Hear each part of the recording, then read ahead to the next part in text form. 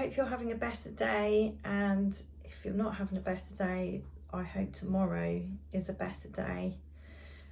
I wanted to give some tips about energy conservation because extreme fatigue and extreme fatigability is looking like a really big part of long COVID, and it's a really big part of ME/CFS. And I've learned a lot about energy conservation in the last 5+ years. So you really need to think about all your uses of energy from the minute you wake up, because your batteries are duff. You've had them on charge all night, but they're still only got 1 bar on them, and that's going to get used up really quickly. So think about it from waking up. So for most people, one of the first things that you do is have a shower, and this can be completely draining. So I'm just going to move you for a sec. I am sitting on the toilet and I'm going to explain why. So I only have a shower if there's someone in the flat, because it wrecks me so badly. And there are times when I can't move for half an hour or whatever after I've had a shower. So it's a big deal, and I've seen a lot of long COVID people making posts about how wrecked they feel after showering. So there's a really easy solution to this, and it is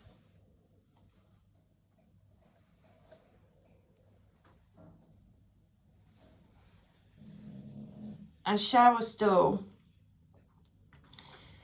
That's made a massive difference to me being able to cope with having a shower, because you're using up a lot less energy if you're showering sitting down.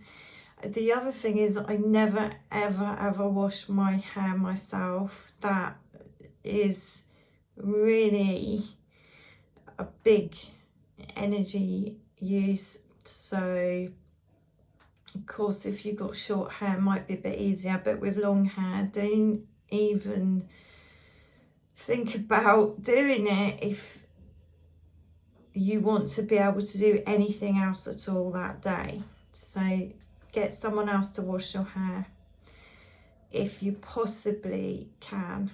Now, I don't even brush my hair. I have a carer coming in every morning during the week, and I took too long having the shower today, so she's gone before I've got my hair brushed. So that's it, I'm just going to leave it. It won't get brushed today. So I'm thinking about what my priorities are.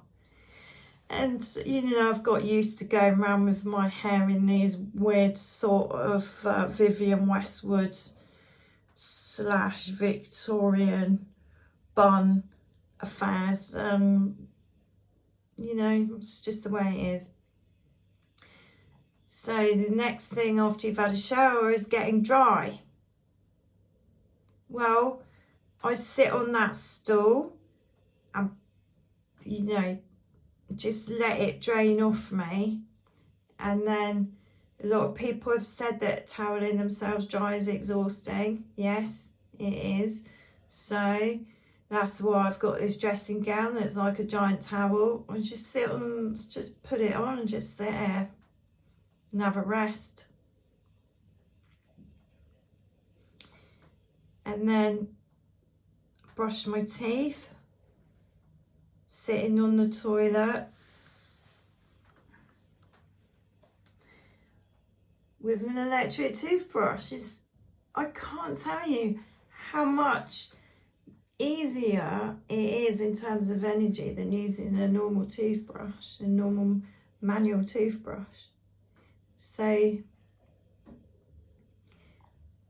I'm really tired from speaking, so I'm gonna do what I normally do after a shower, and that is lie down and have a rest, and then I'm gonna talk to you about getting dressed. I need to wear clothes that are easy to put on and take off, so elasticated stuff, vests. That bra isn't easy for me to get on and take off because I've got a frozen shoulder, and I only wear bra if I really think that I really need to, like if I'm going out, because the baps get cold, don't they? So I go for layers and cottons because, like a lot of people, there's the old temperature dysregulation, so it's hot, cold, on, off. It's got to be easy. The jumpers are a nightmare.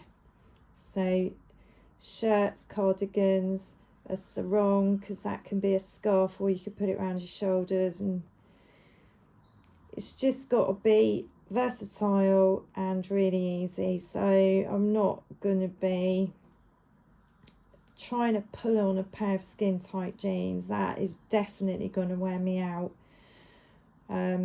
These leggings are hard enough. I tend to go for baggier stuff in general. Right, so I've got myself dressed and I did it sitting down on the bed. And now these things I'm wearing, when I start overheating, can easily come off, and I guarantee this shirt will be on and off 10 times today, and I'll have this on off around my shoulders. I'll probably at some point be sitting there and I'll put it over my eyes. Really quite helpful. And the other thing is, I've put clothes on that I like. I love these. There's no need to wear horrible clothes just because you're not very well. And you know, obviously there are lots of days when I'm looking considerably worse, but wear things that make you feel good, that are comfortable, and also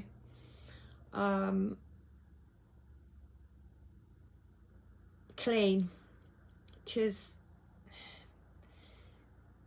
feeling fresh and clean, it makes such a big difference to your feelings of well-being and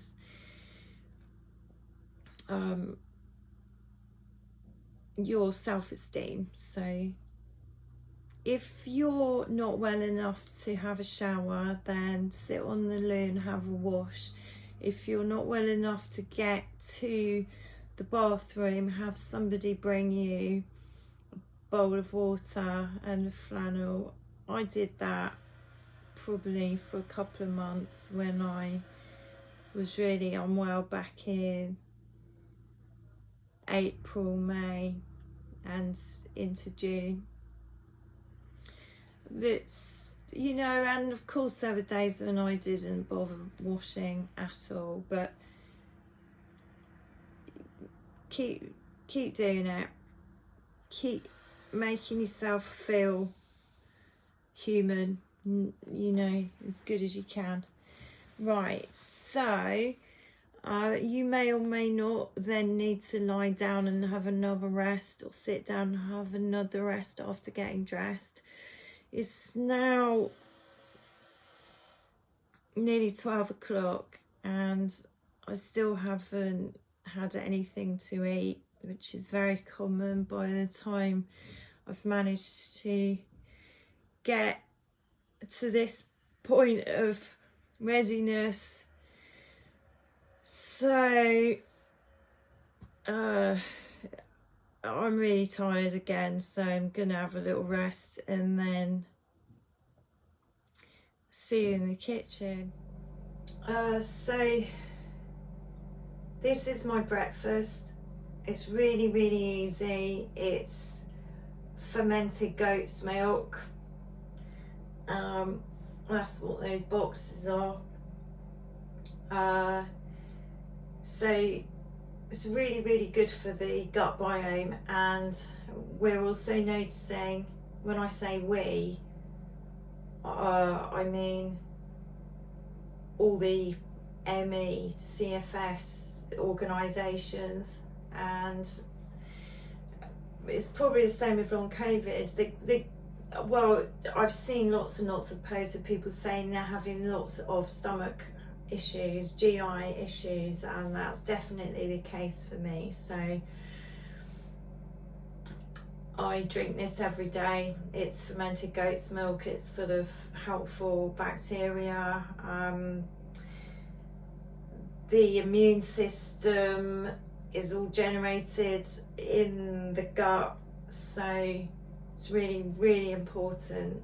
But that's a whole other film to make about nutrition and eating and preparing meals. I'm just sort of trying today to think about just daily routines and how to save energy. So again, I'm sitting down. Those boxes haven't been opened. I'll get someone else to do it. It's annoying me because they're sitting around. I'd rather not have boxes about, but again, if I use up energy doing that, I won't have it for something else. So this chair I'm sitting on, I really recommend, especially if you've got a tiny kitchen like me.